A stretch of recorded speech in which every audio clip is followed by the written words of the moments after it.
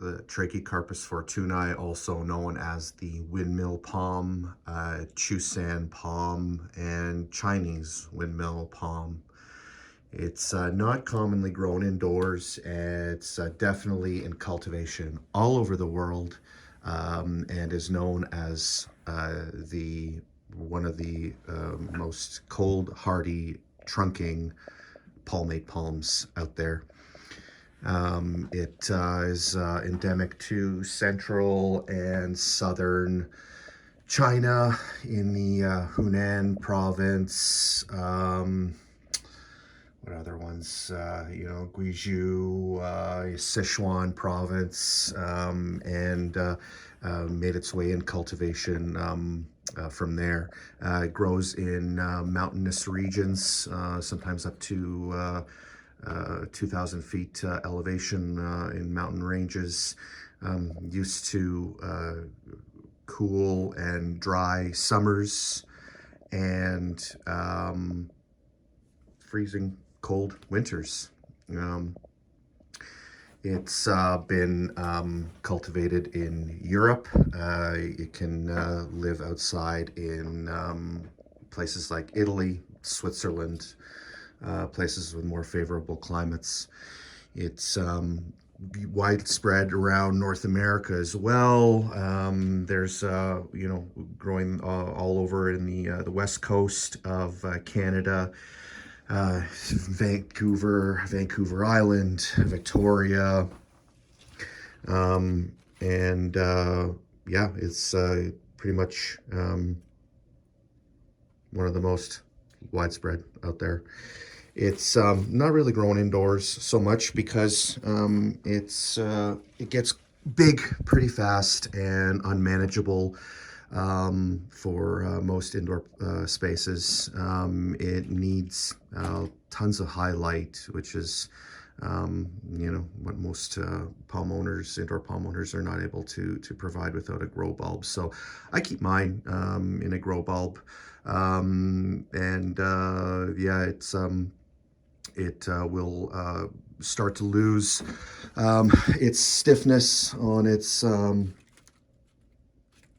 leaflets if it's grown in shade outside, or if it's not given highlight indoors, and it'll start to look really raggedy.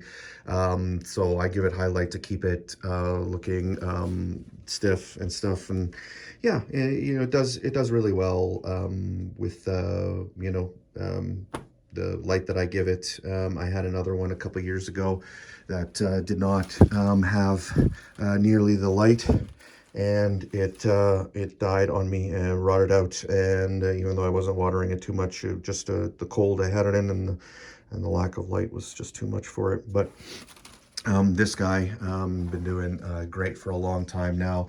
It's was a 7-gallon, got moved to this 15-gallon planter. Root ball almost fills up the entire thing, but it will need to be in here again for probably a couple more years before it can move to an even deeper container.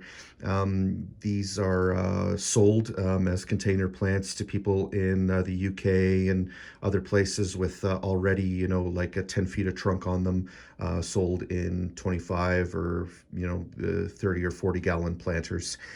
You're looking to pay probably about $100 per foot of trunk in that situation. So to get them smaller and grow them yourself is probably the more economical choice. But if you're going to put it in the ground, you want something more established already. I wouldn't go anything smaller than a 7-gallon in a colder climate. But since we're doing indoor palms, and I'm in Regina, Saskatchewan, I'll never be able to put this in the ground here. The only palm I could ever really do is a sable minor, which I'll be doing this summer, and I'll have a couple videos on that, and we'll see about my protection techniques. But for starters, for the windmill palm here, other than the highlight, what it needs indoors is water running through it frequently. So I have it in this mix of bark, charcoal, and perlite, sold as a pre-mix already. You can mix it yourself if you don't have those, things that are available in a pre-mix.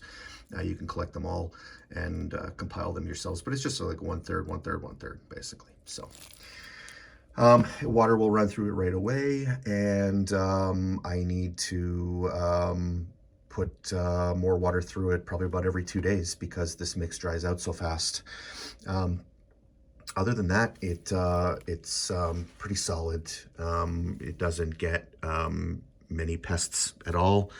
It does need some care and attention with the kind of water that you give it. If you can give it, anything other than tap water, these brown tips will slow down. These are happening because I'm using, just tap water because I have to run water through it frequently. But if you can afford it, put some spring every now and then. It takes fertilizer. I give all my palms, a 939 mix every 3 months, 2 to 3 months, and I don't notice any dramatic improvement when I do that, but I don't notice any decline either. So I've just been doing it. I don't know whether it's good or not, or whether it works or not, but maybe that's one of the reasons why this guy is staying a little bit more green and a little bit more stiff than with my other one, because I didn't fertilize my last one that died on me. So this guy was purchased from Stephen Reed, palm nursery grower in Vancouver Island, and he grows many kinds of cold hardy palms. And when I was there in summer, I knew I had to go get one from him. So this bad boy is doing well, and he is going to go outside in the summer with some nice acclimation. Last year I burned most of my palms, so I won't be doing that this year. And pretty easy going indoors. I don't, like I said, it doesn't get many pests. It could get hit with scale. I would put a systemic in your soil if that happens. Mix it in, and the scale will eat the poison and die. It doesn't get mites. The leaflets are too thick, and I haven't gotten mealy on mine yet. So that's pretty much what I can say about it. Is an indoor cultivated palm. Puts out about under a grow light, and with regular watering will put out frond every month and a half. And right now I have about 11 fronds on this guy, and they're not dying back. They're doing really, really well. So yeah, started with one of the more uncommon ones to keep indoors, but one of my favorites. Really beautiful. So yeah, carrying on with the care guides. This is my care guide for Trachycarpus Fortunei, Chusan Chinese Windmill palm indoors. Prairie Palms. Peace out.